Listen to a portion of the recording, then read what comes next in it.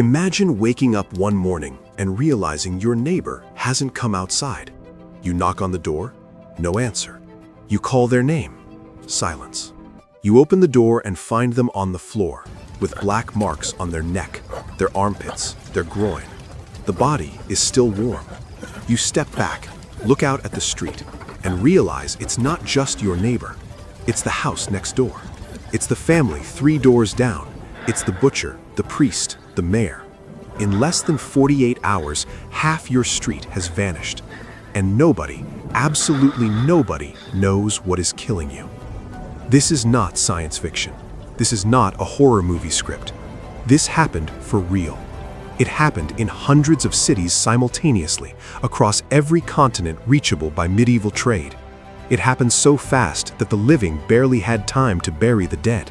There came a point when there was no one left to bury them, because those who buried them died too.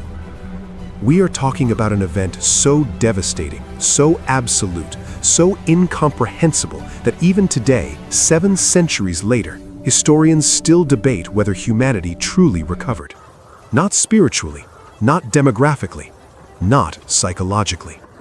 In less than 7 years, the Black Death wiped between 75 and 200 million people from the face of the earth. To give you an idea of what that number means, the world had, at the time, around 500 million inhabitants. That means between 1/3 and nearly half of the entire human population of the planet was eliminated by a single disease. In an era without hospitals, without antibiotics, without microscopes, without the slightest idea of what was causing that carnage. European cities lost up to 60% of their inhabitants in months. There are records of entire villages that simply disappeared from the map. Not destroyed by wars, not abandoned by droughts. They died. All of them. Today, in this episode, you will learn the real history of the Black Death, where it came from, how it traveled the world, what it did to the bodies and minds of those who survived, and why it was so much more than a disease. It was the collapse of an entire civilization. But before we reach the end of this story, I'm going to ask you a question that will stay in your head for days. What if this happened today? Not in 1347, not in the Middle Ages. Today, with smartphones, with planes taking off every 3 seconds at every airport in the world, with packed subway systems, with cruise ships carrying 5,000 people from port to port. What would be different? What could modern science do? And what, surprisingly, could be exactly the same? Stay until the end. The answer will surprise you in a way you don't expect. Welcome to If History Repeats. I am your guide on this journey between past and present. And today, we go back to the year 1347 to understand how an entire continent was brought to its knees by something no human eye could see.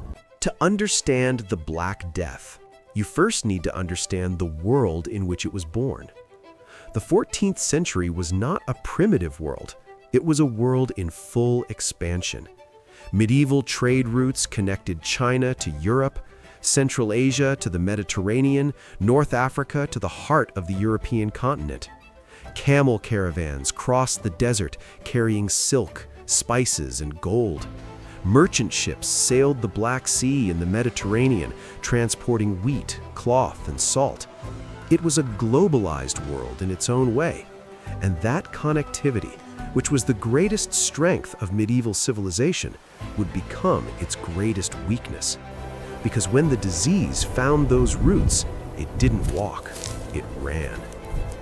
Modern scientists tracked the origin of the Black Death with a precision that medieval people could never have imagined.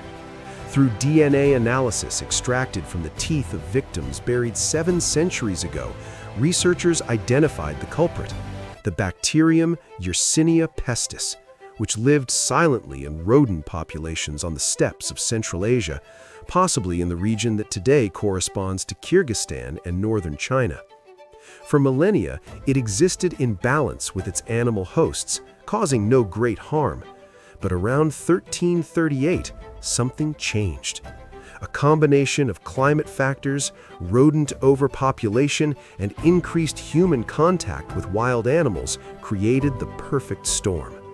The bacterium found a new host, the rat flea, and through the flea, it found man. The death route was meticulous and relentless. From Central Asia, the disease traveled along trade routes until it reached the port of Kaffa in Crimea in 1346, a coastal city controlled by Italian Genoese merchants. There, one of the most macabre episodes in military history took place. Mongol warriors besieging the city began dying from the plague en masse. In desperation, they used catapults to hurl infected corpses over the city walls in a deliberate attempt to contaminate their enemies. It was possibly the first documented biological warfare attack in history. The Genoese merchants fled by ship. They took the disease with them, and every port where they docked became a new epicenter of death. What Yersinia pestis did to the human body was something no medieval physician had the tools to understand. The infection manifested in 3 distinct forms, each more lethal than the last.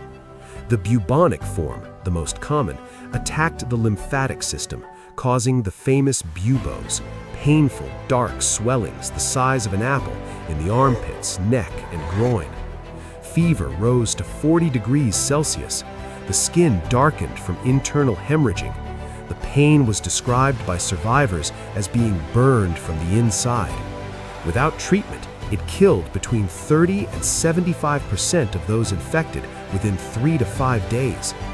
The pneumonic form attacked the lungs and was transmitted through the air, through coughing, through the simple act of breathing near a sick person. It killed within 2 days. The septicemic form entered directly into the bloodstream and killed within hours before symptoms even fully appeared. Medieval medicine not only had no cure, it had no diagnosis. Physicians of the time used theories based on the teachings of Hippocrates and Galen, Greek philosophers who had lived 1,000 years earlier. They believed the disease was caused by corrupted air, miasma, putrid emanations from the earth or from decomposing corpses. The proposed solutions were bloodletting, aromatic herbs, prayers, and flight to the countryside. Nothing worked. Some physicians wore long bird beak-shaped masks stuffed with herbs to purify the air they breathed, an image forever etched into the iconography of medieval death. But the reality was that they were completely blind before an enemy they could not see, could not understand, and could not fight. And while they tried, the disease continued its march, city by city, port by port, family by family, leaving behind a trail of bodies that no civilization had ever seen before. There is a letter written in 1348 by an Italian notary named Gabriel de Musis, who survived the Black Death in Piacenza, northern Italy. He wrote, "Father abandoned son, wife abandoned husband, one brother abandoned another. Everyone fled, for the disease seemed to spread through sight, through touch, through the simple act of breathing near someone." That sentence captures something no statistic can convey: the total collapse not just of bodies, but of the human bonds that held medieval society together. When a disease kills fast enough, it doesn't just eliminate people, it shatters trust, dissolves families, erases the structures that give meaning to life and society.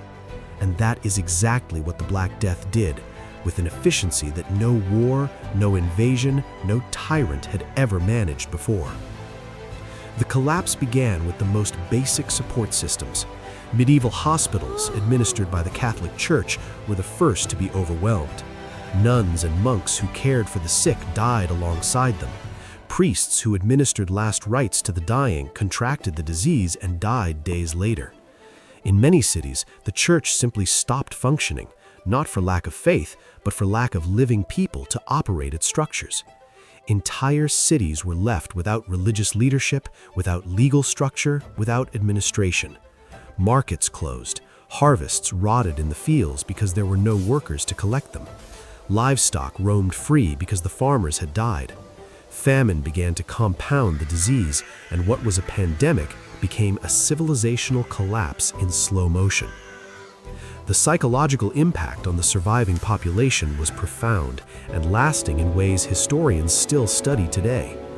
Death ceased to be an exceptional event and became the default state of existence. Children grew up in cities where half the houses stood empty. Young people inherited the fortunes of entire families that had vanished and didn't know what to do with them because there was no longer a social structure to give wealth any meaning. Medieval art changed radically after the plague.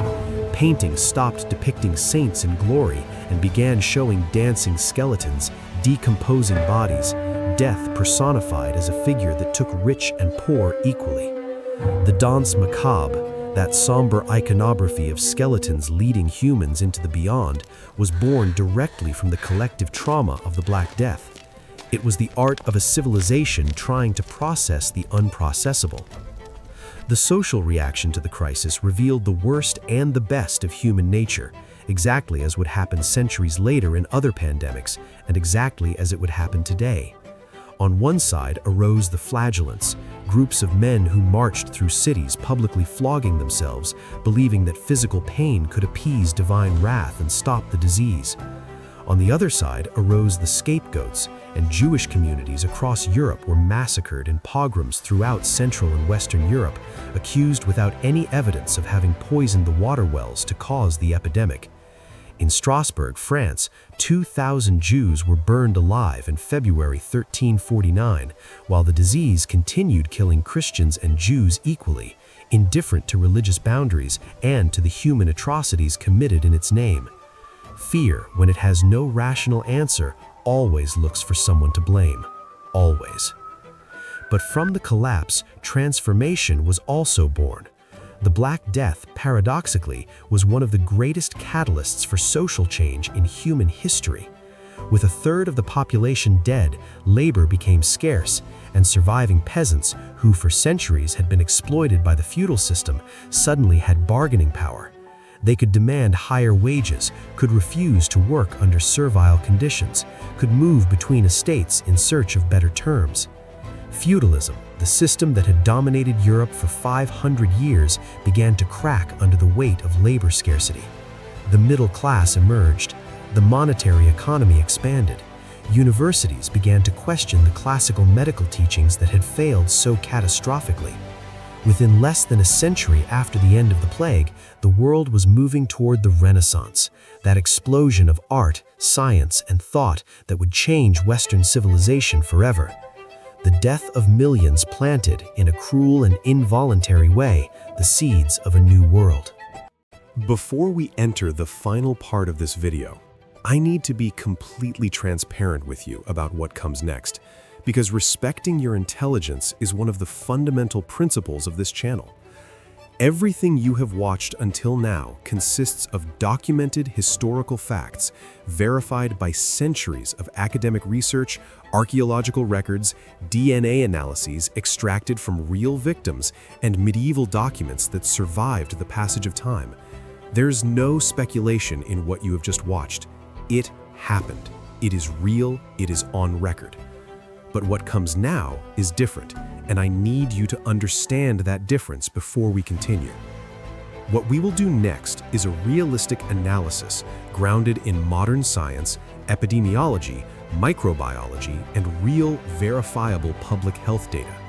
We will use the knowledge we have today about how diseases spread, about how modern health systems function, about how governments respond to sanitary crises, about what COVID-19 taught us in practice, to build a well-founded scenario of what could happen if the Black Death emerged in the world of 2026. This is not fiction, this is not fantasy, this is not conspiracy theory. It is an honest and careful extrapolation based on real evidence, with all its limitations openly acknowledged. Where science has solid answers, we will use them. Where there is uncertainty, we will say there is uncertainty. This channel does not invent solutions. It does not promise easy answers. It does not simplify what is complex. What we promise is honesty, and that is what you are about to receive. With that said, let us set the scene. Imagine that tomorrow morning, an epidemiological surveillance laboratory in Bishkek, capital of Kyrgyzstan, curiously the same region where researchers identified the first medieval outbreaks of Yersinia pestis, detects an atypical case of hemorrhagic fever in a 34-year-old nomadic shepherd. Samples are sent for analysis. 48 hours later, the result comes back: Yersinia pestis, an unknown strain with mutations never previously catalogued. The man has already died. His family of 6 is showing symptoms. 2 of them traveled to the capital 2 days before the diagnosis. 1 boarded a flight to Moscow, the other a connecting flight to Dubai, and from Dubai to London. In less than 72 hours, the bacterium that had been sleeping in the Central Asian steppes for centuries is on 3 continents. This is not a Hollywood script. It is exactly the dissemination model that WHO epidemiologists use in their pandemic response simulations. The modern world has not made this scenario impossible. In many ways, it has made it more likely. Here is the first brutal paradox that modern science presents us with. We live in the most connected period of human history, and that connectivity, which is our greatest achievement, is also our greatest vulnerability in any pandemic scenario. In 1347, the Black Death took approximately 4 years to travel from Central Asia to the western tip of Europe. It traveled at the speed of sailing ships and camel caravans.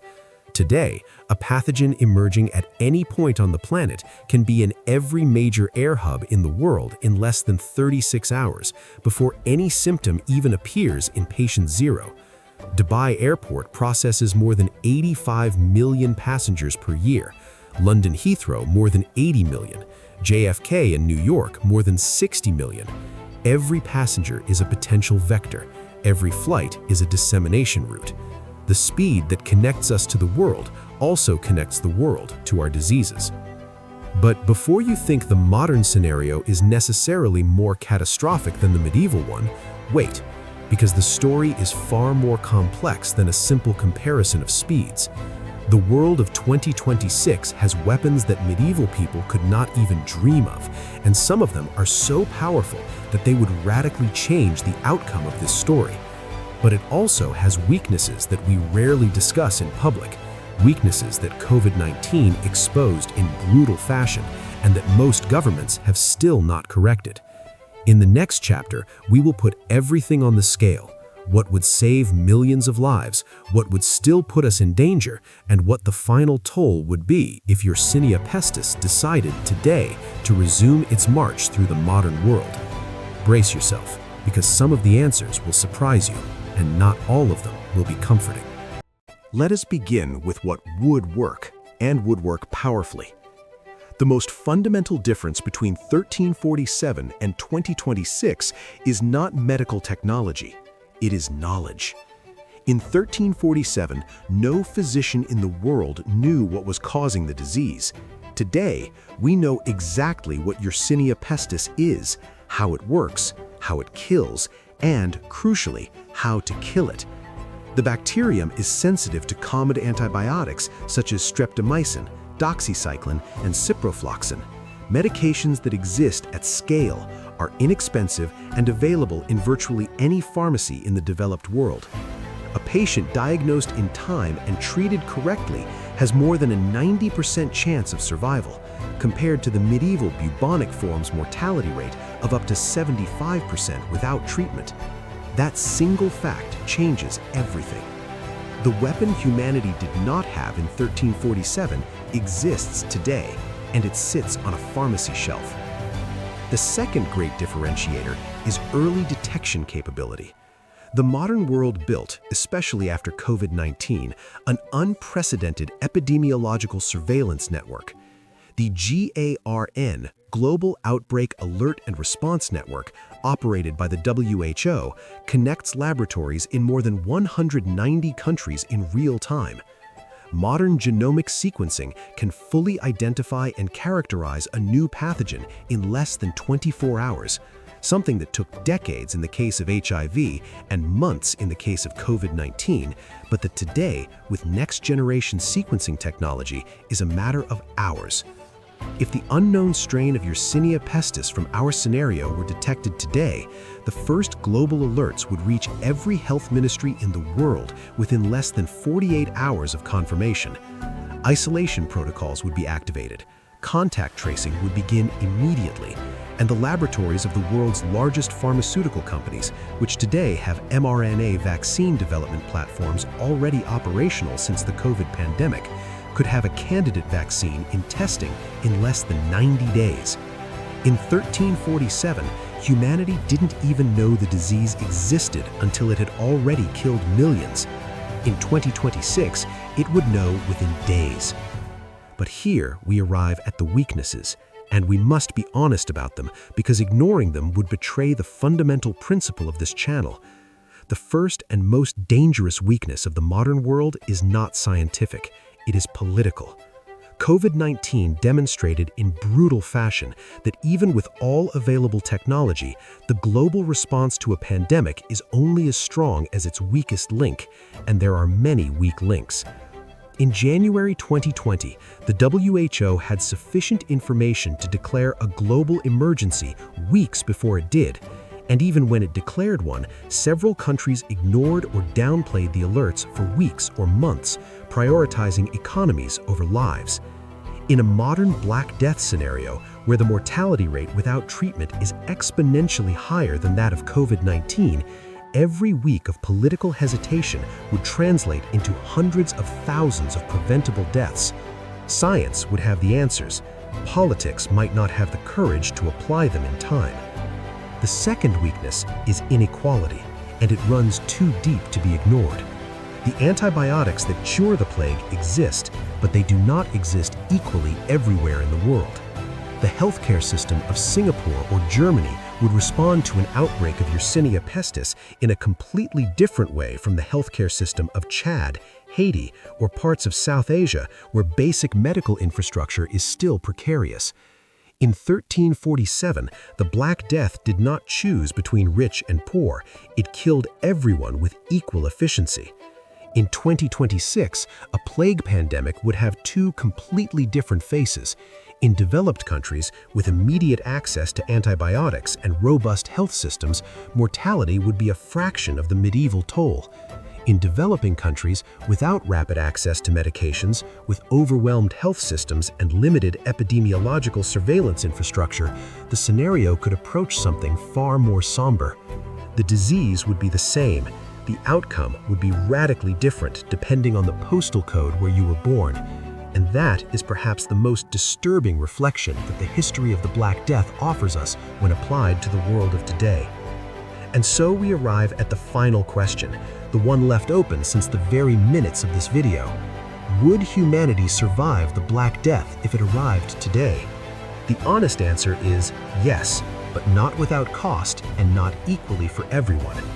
With early detection, rapid mobilization of antibiotics, and efficient international coordination, a modern outbreak of Yersinia pestis could be contained within weeks or a few months with a fraction of the medieval toll. The most pessimistic epidemiological models estimate between 1 and 10 million deaths in a late response scenario. Tragic numbers, but incomparably smaller than the 75 to 200 million of the 14th century.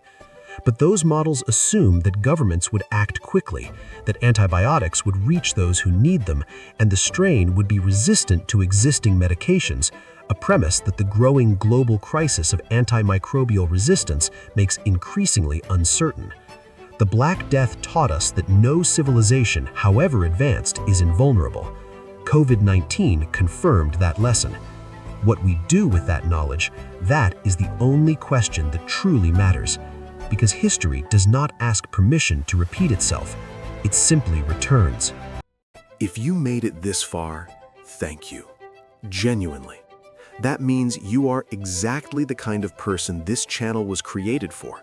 Someone who is not afraid to look at the past with honesty and who understands that studying history is not a nostalgic exercise, it is a survival tool. The Black Death is not just a page in a textbook. It is a mirror, and what it reflects about human nature, the fear, The courage, the negligence, the resilience, the inequality, the capacity to transform tragedy into progress is just as relevant today as it was in 1347. If this video made you think, if it surprised you at any point, if it left you with questions you didn't have before you started watching, then it fulfilled its purpose. Share it with someone who is also not afraid to think. And if you haven't subscribed to the channel yet, do it now. The button is right there, and every new episode will take you back to a moment that shaped the world, to ask you what would happen if it knocked on your door today. In the pinned comment below, you will find recommendations for the best books about the Black Death, works written by real historians and epidemiologists for those who want to go deeper into this story. These are readings that will change the way you see not only the past, but the world we live in today. In the next episode of If History Repeats, we will talk about something the world experienced just 30 years before its centennial, an event that infected 500 million people, killed up to 100 million, and was deliberately erased from collective memory by governments too ashamed to admit their powerlessness. The Spanish flu of 1918, and what would happen if it arrived today in an era of social media, mass disinformation, and mRNA vaccines. You won't want to miss it.